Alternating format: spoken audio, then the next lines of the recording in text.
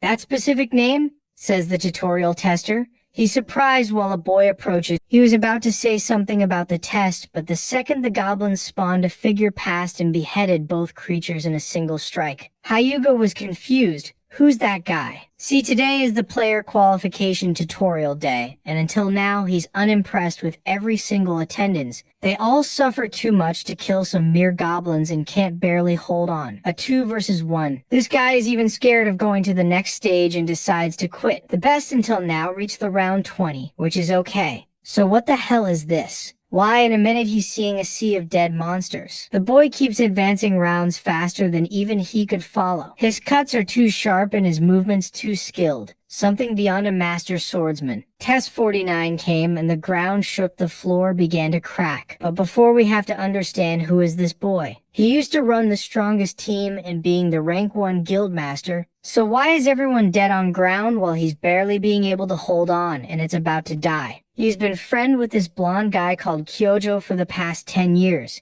and even gave him a rare legendary item to protect him on this dangerous raid. All so they could succeed in the floor 8. But when the boss appeared and Narukami and his teammates went to fight it, Kyojo and his goons smiled. The perfect chance to get rid of the top guild had arrived while they were distracted fighting and this cute healer was giving her best. The fake friend suddenly appeared from behind and stabbed her. But why this guy is betraying Narukami if they are all trying to save the world? 10 minutes fast forward and Kyoji shouts that he hated how much they've helped him. He hated being in the shadow of Narukami and his top 1 Blue Eyes guild. But today that changes. That's what Blonde thinks, but he's not ready for what's to come. A lid hits the floor and a boy pops out of a trash bin, asking himself if this is Earth. He's now Hosoi Subaru at level 1, who has memories of people saying that he's a loser that don't come closer to the real Subaru that died 20 years ago. He then sees online info about the Blue Eyes Guild, and strangely still exists. And people are saying to carry his past will... Then one saying to carry it is none other than Kyojo himself. The revenge target is obvious, but he's just a level 1, while this guy has all his past power plus 20 extras years of leveling and farming. He promises that he will make this bastard remember who's the real top 1. But how is he going to fight the guy that now owns the Hunter world? The envy of Blonde has its roots. In the final battle, when the boss used its first roar strike, Narukami was able to stop it with a single strike. While his companions drowned him in praises, Kyojo envy at the side only grew stronger. That day and moment he stabbed the healer and smiled on her death, Subaru was being attacked by the boss. It felt as if Kyojo was attacking out of anger, but if we roll back, we discover that that same guy used B in Narukami's team. But he left it saying that he had a new plan to become stronger. The plan was killing him. So now we're back and the question is how a level 1 is going to kill the strongest guy on Earth. Plan A was to find some info on the old players of Blue Eyes. So he went to his own memorial while everyone prayed with their Subaru's mask on. He saw a glowing flower above the casket. He rushed, grabbed it, and recognized that this was one of his old teammates' skill. In the day of the last battle, he used a cyclone skill to push the bodies of friends away. So maybe that had a chance to survive. But if they are alive after all this, are they still truly his allies? With no power, rushing things is the worst option. So before any contact, he need to get his strength back. Sword in hands, cause in 2 days the player qualification tutorial will begin. The good part of Kyojo being alive is that he can be killed, eventually. Now we're back at the test day. The moment he achieved the step 49, the place trembled, the floor crackled. Hyuga shouted for him to run. Was he thinking he was Narukami Subaru for some reason? The Goblin King spawned furious seeing the sea of green bodies. Baldi asked for him to forfeit, and the boss advanced. Hosoi dropped his sword, grabbed iron nails from a mace at the floor and hurled them directly at the boss' eyes. The creature staggered back, and the moment it struck down, Hosoi sidestepped. Less precision came from training with this goth babe. If that was my trainer partner, I would also be that precise. One to the jugular and multiple to the body. The unbeatable king was already exhausted, and like nothing it fell face first to the ground. Hosoi casually grabbed his sword and finished him off. He was the first one to defeat the Goblin King and clear step 50. However, Subaru was very worried about having such a monster in the tutorial. Anyway, the boy began to level up like crazy and also gained access to the tutorial shop. He had 2,500 credit points, but it was his first time seeing the shop. He had several things he could buy with the current money. and some things were really good. For example, the nameless demon sword that cost 1,000 points. Subaru felt like buying it, but its special ability drained his life. Another sword was the sacred sword Miranda, which cost 1,400 points. Since this one relieved fatigue, it was a better choice than just focusing on destructive power. However, Subaru knew that neither choice would be good if he didn't think more. Anyway, he was surprised because he was deciding between two, but saw that there were more things. He could also buy the appearance bet, which cost 1,400, but removed the bad effects of items and abilities. Seeing this, he didn't think twice about buying it, and along with the bet, he bought the demon sword, since he wouldn't lose life anymore. Subaru was quite satisfied with the choice he made. The bald man understood the logic of the purchase, but commented that he still didn't understand one thing. He asked why Subaru bought the bet, because it could be useless in the future. Then, Subaru questioned whether he really needed to share everything he thought, and, naturally, Heuger felt a bit disrespected. In any case, the bald man accepted to let it go this time and acknowledged that he had nothing. In the end, Subaru only thought that he didn't expect the kid to become an instructor. A long time ago, Helger was a fan, and he went to ask for an autograph. Subaru bluntly said he didn't have time for that. Then, the boy begged, almost crying, and said his name was Holger. Apparently, time had not been kind to make him bald so early. Anyway, Subaru said he didn't want to answer anything and asked for the results to remain a secret. Without hearing anything, Hooger said he would teach the boy to be a good citizen, and asked if Subaru would join the Knights Guild, but he replied no. Heuger panicked and tried to say how lucky the boy was to have an instructor guiding him. However, the protagonist simply went upstairs, leaving the bald man alone and sad. Seconds later, on the second floor called the Starting City, it seemed like a fair was happening. Everyone was selling their goods, but Subaru was worried. He had gained an impossible chance, a second opportunity to change everything. Having lived this once, Subaru knew he had to do things better than before. This was for his comrades who must be waiting for him and to finish his revenge. In the Starting City, there was a private training room. There, it was possible to test skills or equipment, and it was free to visit at any time. The receptionist pointed to training room number 1, but the protagonist asked to go to the 5th. The old man tried not to let the novice waste money, but Subaru insisted. Thus, he shouted nervously that whatever happened was his responsibility and paid 50 credits. In this place, the higher the number, the greater the difficulty. So, it was natural to offer an easier place for beginners. However, the protagonist wasn't really a beginner. He was well prepared for the 5th floor. After entering, Subaru grabbed the new sword, and it recognized the boy as its owner. All stats were temporarily increased, and the problem of draining life and stamina appeared. However, the greed skill kicked in, temporarily restoring a portion. Apparently, its level 1 wasn't enough to nullify everything. Then, the nameless demon sword began to absorb more and give back other stats. And at one point, the protagonist reached his limit. Without thinking twice, he used 10,000 credits to level up the skill to level 2. Now that it was a rank E skill, it could better withstand the sword's downside, although it still consumed life force. Once again, the protagonist's stats increased. Then, he ran to do the first test, throwing himself into the traps of the room. After a few minutes, the receptionist was already asleep when Subaru passed by the front desk. Waking up suddenly, he wondered if he was dreaming, because it seemed like that young man from before had just passed right in front of him. The receptionist got up trying to remember who it was, since only 10 minutes had passed. To be sure, he went to room number 5 to knock on the door, and he entered when he heard nothing, then was more surprised than ever, because the room was so destroyed that it looked like there had been an earthquake. The next day, Subaru stretched and complained because he felt his body as hard as a rock. The good side was that it was a weak demon sword, because a normal one would have been even worse. The negative effects had already worn off, thanks to which Subaru managed to use a bit of the power. With his current status, he couldn't even hold a demon sword. The compatibility of the skill he bought with the sword was great, and Subaru was already thinking that the greed bet would help with electric skills too. The problem was how he would improve it, because after leveling up, he was already broke. Having money problems made Subaru lament how messed up he was. Anyway, a person on the street comments to his audience that he feels a lot of nostalgia being there. He is a streamer who, after just receiving 1,000 credits from a guy named Alexandre, pours coffee on his own head. Subaru immediately thinks that this guy is crazy, but he looks online and finds a news article stating that 1-3 players is a streamer. Currently, there is a system where you stream and earn points in real time. Suddenly, someone arrives talking about the boy being there too. He says it's funny to find Subaru there. The protagonist starts to feel his body strange, as if he didn't like the person. This guy asks if Subaru is just going to ignore him, and the hero realizes he is afraid of him.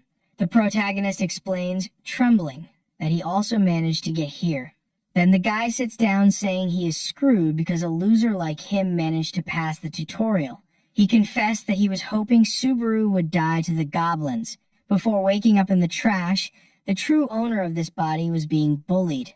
Isaac said he did this because he was trash. He said the boy's name annoyed him and that he couldn't even do what he asked. Subaru said the credits he earned weren't enough to do it. However, he got kicked in the stomach when he tried to talk. He also ripped open a food bag and told the boy to live there in the dump because if he left, he would learn a good lesson. These memories made the hero understand why he was inside a trash can.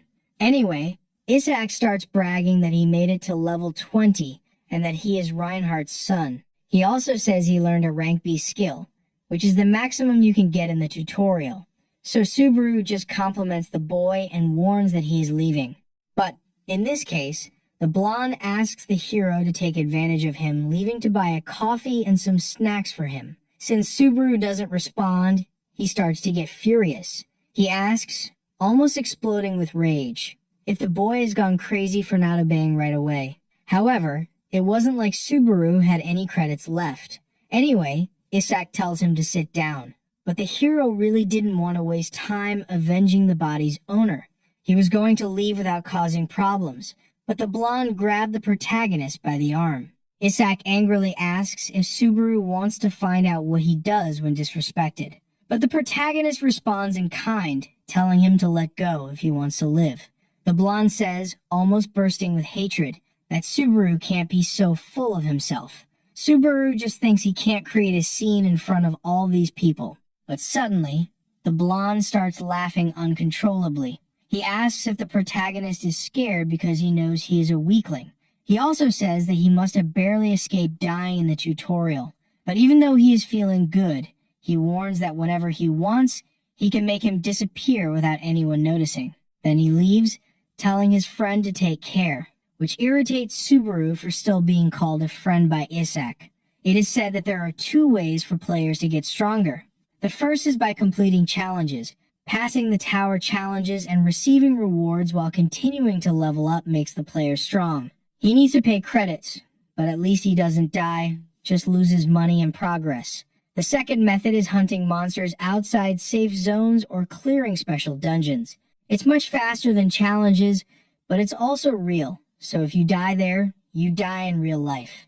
Now Subaru was in the Orc dungeon, a pretty dangerous place for players, but he thought it was better to take risks than to advance slowly, because the dangerous also means it gives better rewards. In his player kit device, Subaru checks some news again. A certain Narugami Subaru had 80,000 people live to raid the 4th floor. From the comments, this was already the 8th time he was trying, but seeing someone with such a similar name and wearing his mask irritates Subaru. Out of nowhere, someone sends him 20,000 credits, so the boy thanks them. Apparently, it was possible to send missions to streamers too. 3 other viewers send more missions that are, for example, prove you can do it. Unlike the fraud, the protagonist starts trembling with envy, because, while he was there taking risks, the copy was making money easily. Subaru really gets irritated and continues watching the stream for a few seconds, but he quickly stands up to continue doing what he has to do. He pulls out the sword he carefully stored inside an orc and prepares himself as a whole gang of them starts to arrive. Among them was also the orc general, who was the strongest and the boss. Even without the poison spikes from last time, Subaru claims to have something better. The demon sword absorbs the protagonist's health and boosts his stats. Then he jumps over the smaller ones, saying he doesn't have time for them, and speeds like lightning towards the boss. In 1 second, the protagonist reaches his head, and in the next second, he cuts the monster very well. Thus, he completes the dungeon and, not being foolish, later grabs an ancient mask. Acting like the others would be a good way to make money. So he put on the mask, thinking he would just do what he already knew. After all, among all these streamers copying the hero, he was the real Subaru. At the entertainment company Souten, Narukami-ku starts a stream and a girl watches it. However, at one point she screams in anger and scares her colleague, making him jump out of his chair. She is outraged that 5 people couldn't clear a dungeon. The friend asks what's wrong because the first ones were supposed to earn 1,000 credits. Then he explains that some guy named Subikichi messed everything up and that he might be a fan of Subaru because, while the real one was missing, the others were using his name. For her, despite living off this, the streams were dead because everyone was imitating Subaru. She also thinks it's disrespectful for these incompetents to risk their lives without knowing the basics. The friend asks why the girl gave up on the tower to work there then. After thinking, she replied that it was boring. In fact, the friend also shouldn't be talking much because he also gave up. He knew she had started climbing to meet Narukami-ko, and then lost motivation. Anyway, the girl screams that an excellent kid has appeared. However, since he was also wearing the mask, both nearly fainted. The boy asks why his colleague was watching such a lousy stream from the 2nd floor. However, she admits that whenever she sees someone wearing that mask, she gets a little curious. And she also charges the guy 1,000 credits for losing a bet. At the entrance of the 2nd floor, the protagonist thinks the place is nothing special. However, knowing there was a viewer made him feel a bit pressured. The girl on the account Louv Money asked if it was his first attempt, so Subaru replied that it was. Louv Money said it would be better if he didn't stream and focus on the first time, but there was already a bat monster there. But even with it coming at him full force, Subaru grabbed its head and slammed it to the ground like a sack of flour. Then the protagonist asked if Love was still worried. The goal of the floor is to clear the dungeon and escape alive. Another person enters the stream, but the girl keeps insisting that the protagonist shouldn't be greedy. So he thanks her but warns that there won't be any problems, because he also prefers to get stronger without relying on others. Obviously, everyone thinks he's crazy, and at least his name helps attract an audience. In the first match, a land creature goes straight for the hero's leg. However, he draws his sword and defeats the monster, saying that for now, he will rush quite a bit. He defeats the mud merman and earns 2 achievement points. After that merman, several of those giant bats appear flying, but the protagonist cuts them all down with a few swings of his sword. None of the viewers managed to see what just happened. Defeating those bats also gave 2 points, and the merman 4 points. That's why the hero said that if you pay attention to the sound, you could notice how many were coming and from where they were coming. And as the viewers were very surprised, Subaru said he would talk more. It still wasn't enough. He wanted to earn as many achievement points as possible. People were debating whether he was right to be quiet or was about to take a big hit. And it seems that way because the protagonist arrives at a place that looks like the bat's nest. When they notice Subaru there, the chap becomes very worried. But one person leaves a mission of 100 credits to the protagonist if he kills them all. The people think the guy is trolling, but Subaru thanks for the 100 credits. Back at the streaming company, the boy shouts asking what his colleague is doing, focused on that. However, he apologizes, and even so, she doesn't pay attention, as she is glued to the hero's screen. The boy asks what she is so interested in. Then, she warns that something is different. He starts to say that he will pay the debt, but the girl says that's not it. In fact, she had only been paying attention to the protagonist until now. The boy really can't understand, but it made sense, because he was exploding all the monsters alone. So, that habit of paying attention to those wearing the mask paid off. In the past, Subaru was praised because, even when he was countered, his breathing and focus remained the same. To others, his techniques seemed light all the time, as if he already knew what the enemy was going to do. Then, the protagonist thought for a bit but replied that he had no idea he was doing anything, and it had to be explained that normal people couldn't imitate him. Shigeru also found it strange at first, and then Subaru realized that the key was making eye contact to make decisions. The one-eyed bats always attack by lunging their heads forward. Therefore, the more they have, the more openings they show, and Subaru takes advantage of this, using one to cut them all at once. For the viewers, the explanations were like, if you move your foot, you can walk. In the end, Louvre Money reminds the boy not to forget to collect the credits, but he fiddles a lot with the player kit and stays silent for a good while, until he finally admits that he doesn't know how to accept. The viewers can't believe he's so clueless, but Louvre helps the protagonist. So, the boy doesn't waste time and heads straight for the next objective. At the Suiton Company, the girl screams with happiness. She says this is very bad, but her face showed she was loving it. As the boy complains, she asks if he has ever seen anything like this before. He comments that the second floor isn't exactly easy, but the girl disagrees that this makes the hero any less amazing. She becomes so dazzled that she starts to believe it's destiny. And she also accidentally guesses that the boy is the reincarnation of Murakami Subaru, like in Manhwas. When the subject is Subaru, the girl gets dizzy just talking about him. But the friend named Saigen cuts her off before she starts thinking about going after the protagonist. That was exactly what she wanted to do, but Saigen was thinking like an investor. He said that if they talked about this to the boss, they would get scolded, so the two argued. But Louvre gave up just for now, because she continued watching the hero's live stream. Finally, the protagonist is in the most important area of the dungeon. There was already the final place to complete it. Then, he leaned against the gates, and they opened by themselves, revealing a monster that was sleeping inside. That monster was the warrior wolf named Greg, the boss of the floor. The mission's objective was to earn the respect of the warrior wolf through a test. The system never said this was a monster to be hunted.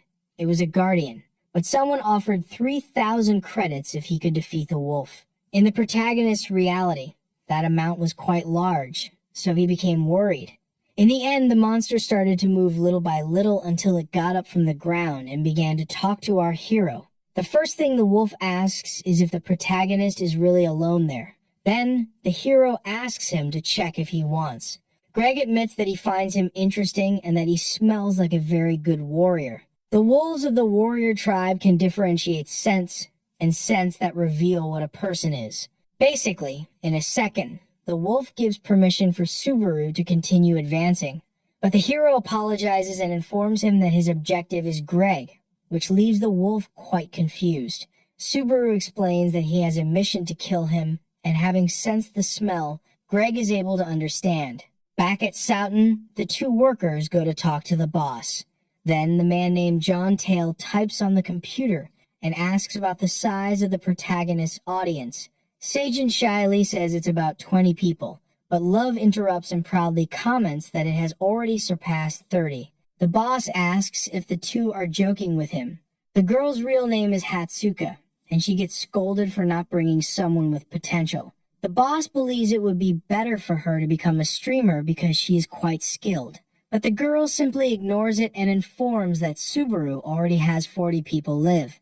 Back in the dungeon, the wolf prepares to defend itself, and the protagonist tries not to think and just act. He pulls out his demon sword and focuses to stay calm, even though it's his first time. The monster leaps to attack the hero with great speed, and he defends himself at the last second. Greg pulls out his sharp claws and tries to slash the boy. He starts to be pushed back, then realizes that the enemy is quite strong. As he was already thinking, defeating him with brute force was impossible, but he had another idea for this and began to focus on dodging for now. Greg praises the protagonist, even though he says he has no chance against him. But the hero strikes the monster's claws at the right moment to make a perfect defense. Unfortunately, he ends up with his back against a wall, so the monster says he had a bit of fun in this fight and tells the boy to say goodbye. When Greg attacked, Subaru focused everything on fleeing beneath the warrior wolf. As he noticed the wolf's attack pattern, he made the monster hit the wall and get stuck so he could attack. Subaru wasted no time and made several cuts on the wolf, until he delivered the final blow that ended the fight. In the end, Greg doesn't mind and praises Subaru's talent once again, then falls defeated to the ground. All of the protagonist's skills level up and he earns 500 achievement points. The chat goes wild, and he also receives the reward of 3,000 credits from the mission. Now, with 3,150 credits and 618 achievement points, the door to the next level opens. But when he enters, a bunch of element option messages appear in front of him. There were about 16, and the number was according to the player's talent. If the protagonist didn't choose the Thunder path there, he would have to change his name. So he chose and was teleported to the next level. Back in Suiten, now the game turns and everyone gets as excited as the girl. Hatsuka says there are already 60 people live and that this is not normal. Then the boss agrees that it's impressive because he also defeated the wolf. Still, Subaru is a novice and it was risky to invest in him. But in this case, Hatsuka asked to make a bet with John. She said that if Subaru failed to conquer the Thunder, she and her friend would go 5 years without receiving. Sejin shouts immediately that he doesn't agree with this, but John thinks he has nothing to lose. Only Subaru had managed to get the Thunder so far, but Hatsuka was confident, so John agrees to hire the hero if he can, while the girl covers her friend's mouth. After choosing his element, the protagonist goes to the start of the Thunder path, but when he arrives, someone pushes him away, shouting to be careful. That person barely saves the boy and herself because there was a dangerous giant there with a club. The young man shouts what the protagonist is doing and if he wants to die. Then a system message appears telling him to defeat the giant fragment. No one can understand why such a monster is appearing in this place. This was a giant that should only appear in the second half of the challenge, so the hero thought that killing Greg had changed something. The giant slams the ground with its weapon, but the protagonist manages to dodge somehow. That young man from before keeps saying they barely got away, but the protagonist focuses on finishing this quickly before they try to interfere. The giant leaves an opening when it raises its weapon, so the hero dodges, and when the monster strikes the ground, he uses its arm to jump very high, until he reaches the monster's head and goes for its neck. Then, in the neck area, he plunges the sword and ends the fight without even breaking a sweat, telling the giant to be quiet. But he didn't even need to say that because after being defeated, it would stay silent forever. When the giant is defeated, the system announces that the 4th stage has been cleared. The protagonist's level increases along with other stats, and he gains an item called Giant's Heart. That boy who tried to help the hero is confused, just like the people in the broadcast. The young man started to speak more politely after seeing that scene. He also asked who Subaru was, so he said he was the one who came to defeat the giant. Sometime later, in the city, the protagonist spends some time looking at what they are saying in the player kit. Everyone wants to see the item he won, which is probably rare. Then, as he is also curious, he tells everyone they will look together. He takes out of a subspace the giant's heart, which is a rare ring that increases vitality and regeneration. He also gets an armor called Thunderclap, which has thunder power. A viewer named Lovenarukama Subaru donates 5,000 credits for Subaru to get the Thunder, so he thanks and several other people also put a lot of credits into this mission, which makes the protagonist even more motivated to succeed. As so many people were so eager, Subaru began to recognize only now that he could have been special in the past. Finally, suddenly someone knocked on his room door. That boy from before entered along with a blonde knight in armor. He apologizes for the delay and informs that he brought the captain of the night village, Sir Peleus. The two greet each other and start talking about the giant attacks. The young man explains that the knights stay alert 24 hours a day, and that the citizens do too. That's why he received Subaru so poorly. This time was tough. Because the protagonist protected lives while he was away, Peleus thanks him, but the hero says he only did what he had to do. Peleus is the face of the village. He is a brave knight who faces the giant race. Changing the subject, The knight comments that they have already found the giant chief and that they want to risk their lives to end this once and for all. Then the two bow to the protagonist, asking him to help save the village. Everyone in the chat comments that they don't want Peleus to die. But Subaru remembers that, according to the story, in the next stage, the night doesn't end well. Anyway, he asks the boy to lift his head, and saying he understands, he says he will help with everything he can. Thus, the knight thanks him, and the fifth stage begins. By late afternoon, a bunch of warriors go with the protagonist to the giant chief's location. Then he looks at the player kit. It was full of comments, and the views were increasing. But finally, the knight ordered the group to stop advancing because they could already see the body of a giant lying ahead. And that was the body of the chief of the giants they were after. Peleus agrees to go ahead to draw attention while the hero stays behind. However, the protagonist stops him before he can go do something foolish. Suddenly, the ground starts shaking, making everyone there hold on to avoid falling. Then the hero warns that that thing is already awake. When the monster looks at the group, a bunch of giants emerge from the ground and start chasing them. It's hard to understand why there suddenly is an army there. Peleus feels there's no way to fight back. Then the worst scenario begins as warriors are captured and devoured by those abominations. All of this in front of the others who will be next, with a psychopathic smile on their faces. Peleus shouts immediately for everyone to retreat to the base of the mountain. When the disaster starts, some knights are in shock, and others try to keep their composure. One of them loses his senses because he sees his brother being killed.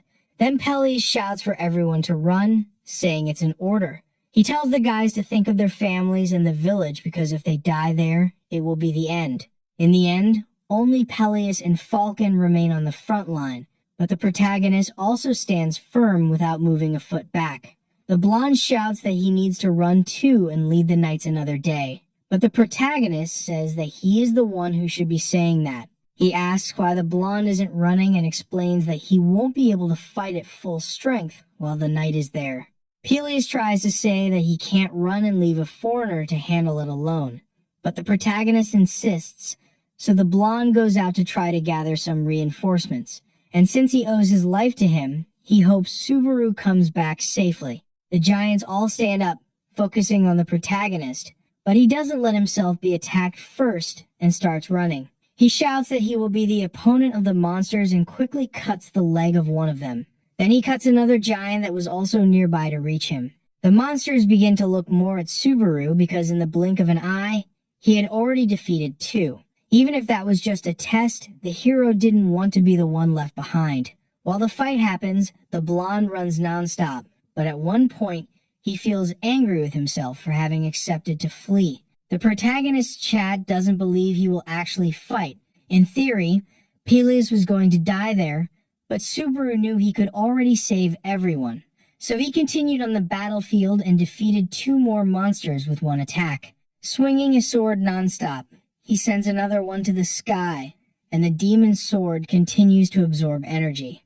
Subaru starts to get tired, so he runs to clear a path and find the chief soon. Using the bodies of the giants to propel himself forward, he jumps over several smaller monsters and lands on another, but he doesn't stop. Subaru keeps jumping from giant head to giant head, and his equipment helps his stamina. He really needed to find the chief, and by the luck of fate, he managed to spot him in the midst of it all. The chief also seems happy to kill the protagonist. Subaru becomes more worried because if he doesn't finish the fight now, he will die. So, while the monster prepares an attack, he hopes it works. Subaru snaps his fingers to activate the thunderclap ability of the armor. The thunder hurts the giants, but what drives them crazy is the sound, so they all start thrashing around.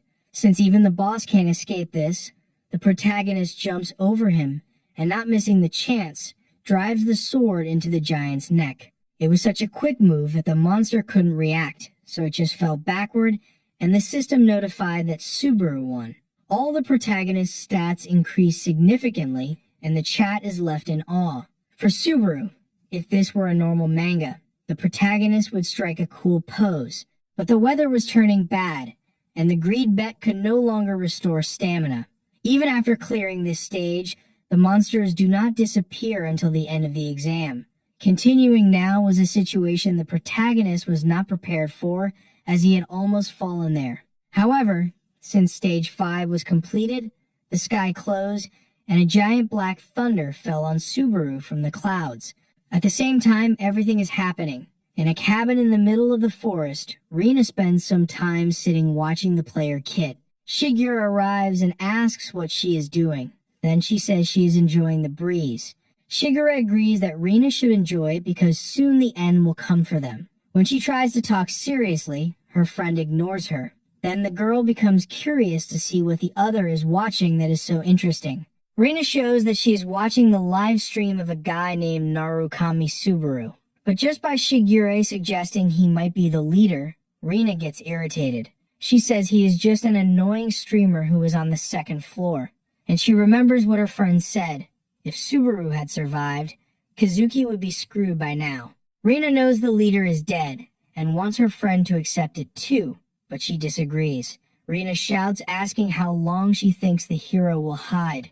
But Shigeru responds by asking the same thing, if they are just going to keep watching too. Rina says she is just killing time watching that live, but is surprised when she looks again.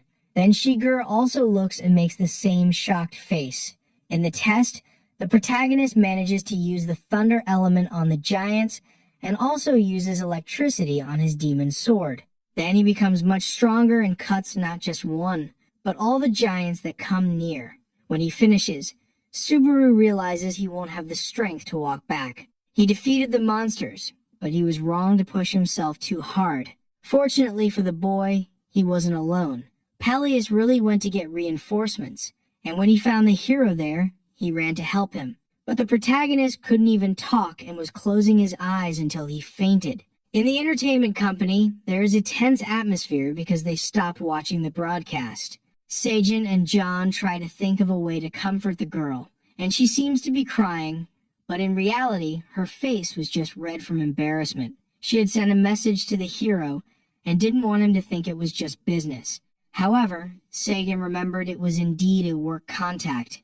Hatsuka shouts that she is much more a fan than a manager, so it's normal. And changing the subject, she says she already told that to the director. The thunder power that only